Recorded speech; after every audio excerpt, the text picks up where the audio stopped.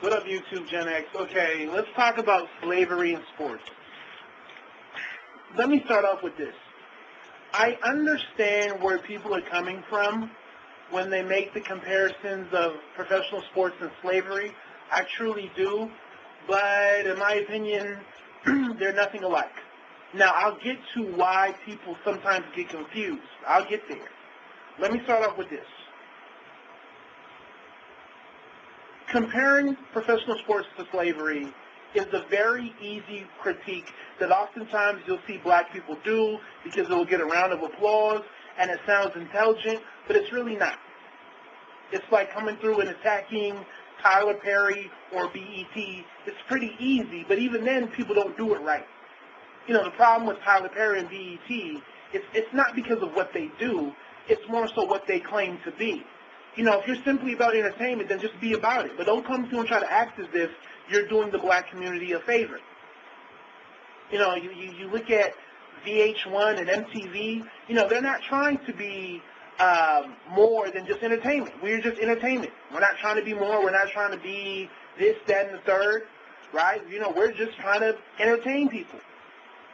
But you got Tyler Perry and BET that do the same shit, and there's nothing wrong with that. You know, it is what it is. It's a free country. You know, they're not forcing people to watch their movies or their programming or forcing people to be on their programming. But they get caught up when they try to act like they're doing more. You know, when they're trying to represent what's good with black culture or whatnot. That's where they fuck up. But for the most part, the whole idea of slavery being like professional sports or whatnot, it's easy, and to me, it's annoying. Because it's too easy to defend. And it really makes you look bad. I don't care who you are. It makes you look horribly bad to come through and act as if there's a comparison. Number one, you signed up for it. From the time you were 4 or 5 years old, your parents made the choice, or you know, your mom or whoever said that, hey, you're going to play football, you're going to play basketball, or you're going to play baseball. Right? Or if you decided to play in middle school or high school, you made the choice. Did people choose to be slaves? You know, did people work on their craft in terms of, hey, man, I'm about to go hit the weights so that one day I can be the perfect slave. I'm going to work on my speed so I can be a great slave. No, people didn't do all that. Right? So you signed up for it. You made the choice to participate. Last time I checked, slaves didn't make the choice to become a slave. Number two, you can leave. You can retire.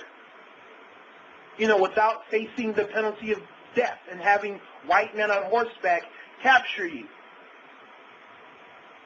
No, you can leave. You can opt out of your contract. You don't have to stick around. You don't like what's going on? You can get traded. You can sit out. Right? It is what it is. You can leave anytime you want to. During slavery, could you opt out?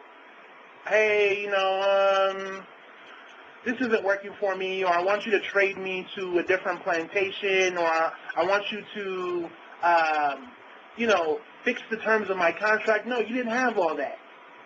So you can leave whenever you want to. If it's so much like slavery or slave-like, hey, leave. Leave. That's all you have to do, leave. Right?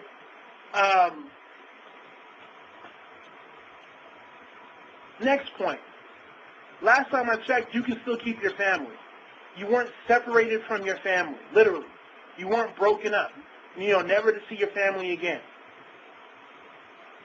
You still have your family, which is big, you know, in terms of slavery and what that did, in terms of the true devastation that it caused. I mean, think about it. You know, just imagine, you know, you getting split up from your brother or your mom or your wife or your daughter or your son, never to see them again. Right? Never to see them again. Is that something that you have to face with, you know, playing a professional sport? You can have your family travel with you if you would like. They can sit courtside at your game or close to it. Your kids can go with you to your press conference. You know how it is when you win a championship. You know, they'll bring their kids with them or whatnot. So last time I checked, a professional athlete didn't have to part ways with their family. Next, and I kind of touched on this before, you can negotiate your contracts. You have a union that negotiates on your behalf. Last time I checked, there was no negotiation between the slave and the slave owner in terms of the conditions of their employment. Last time I checked. And if anything, if shit pops off the wrong way, well, guess what? You can even take legal action. Last time I checked, slaves can take legal action against their owners. Right? And before I move on, let me say this. I'm not attacking any one athlete because I've heard multiple athletes and multiple people make this claim before, right? I'm just speaking to it overall because I know Adrian Peterson recently made a comment kind of going to what I'm talking about in this video, right? But it's more than just him. Other people have said it before. And for me, it's like, let's address this right here. So let me put that in there. And I can keep going, but I think you guys get the point on how it's not like slavery. Now, let me add this point too. All employees have a value, right? So you may be worth $35K. You may be worth $95K. In the same way a slave may have been worth whatever the going rate was. This slave is worth 5 horses or whatnot. I don't know how they, describe their value, but everybody has their value. So guess what? In the eyes of, your employer, you're nothing more than a number.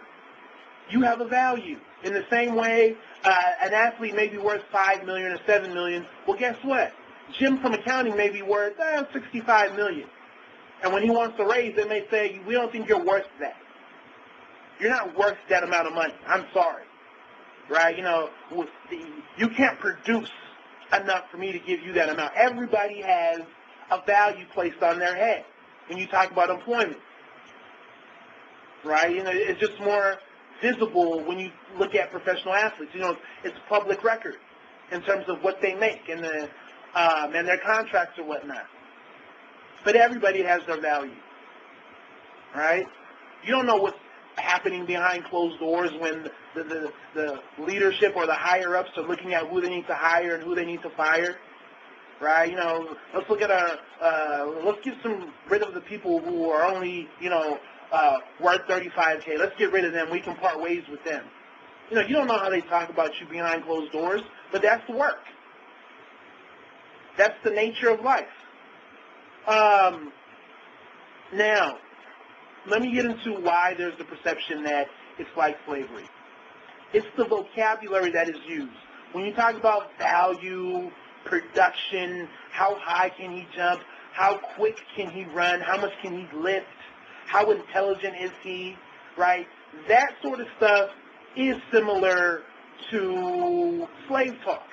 But unfortunately, in the realm of sports, it does make perfect sense. Even though outside of the sports world, some of the terminology that they use may come off as, almost slave-like, it works for sports. So if you're not a sports person in terms of understanding the players and how they fit in with the team, yes, the vocabulary may come off as almost slave-like. His worth, his value, how quickly can he jump, his stock went up, his stock went down, right? He's not that intelligent. It definitely sounds off, but in the realm of sports, it makes perfect sense. It is what it is. So if you're not a sports person, I can almost understand how that may, mess with you. But at the end of the day, I really can't, considering that these guys get paid. I mean, people complain about how much money professional athletes get paid. So with that being said, how can you throw slavery into the mix? You know what I mean? Like, how are they related? You're complaining about how it's slave-like, but then you'll complain about them making way too much money. Right? So I understand where that comes from. But what people don't understand is that they don't switch up the language when they're talking about white players. When they're talking about the NHL, the National Hockey League, or the MLB, right? They're not switching up the lingo because they may have a lot of white people. And it's only when they talk about NBA and NFL, are they talking about, you know, his stock, or how quick is he, how intelligent is he, you know, what's his value, right? They talk about that with all players because, once again, these are sports vocabulary terms. So you can see a white man also being analyzed in terms of his worth, his value, his production. They're not switching up the vocab when they're, you know, talking about a quarterback, or when they're talking about a pitcher, right? Or, you know, some sort of NHL player. You know, they're not talking about, or they're not switching up the vocabulary. They're using the same terms. But once again, people associate the vocabulary with the black athletes, and then they run into slavery, right? So that's where you get that sort of slave like. But at the end of the day, it's not. It's not, right? And to me, it's pretty simple. You know, I don't understand how one can act as if they're similar. Like, how are they similar? In what way? Like I said before, you know, I guess you can put in vocabulary, but once again, if you're a sports person and you understand sports and you play the sport and you watch sports, you can see how it fits in, and you can see how, you know, it's really hard to use different vocabulary. You know, a lot of the vocabulary that they use is fit for what they're talking about. But unfortunately, it does parallel with the vocabulary used in slavery. So anyways, that's my video. Y'all take it easy. God bless.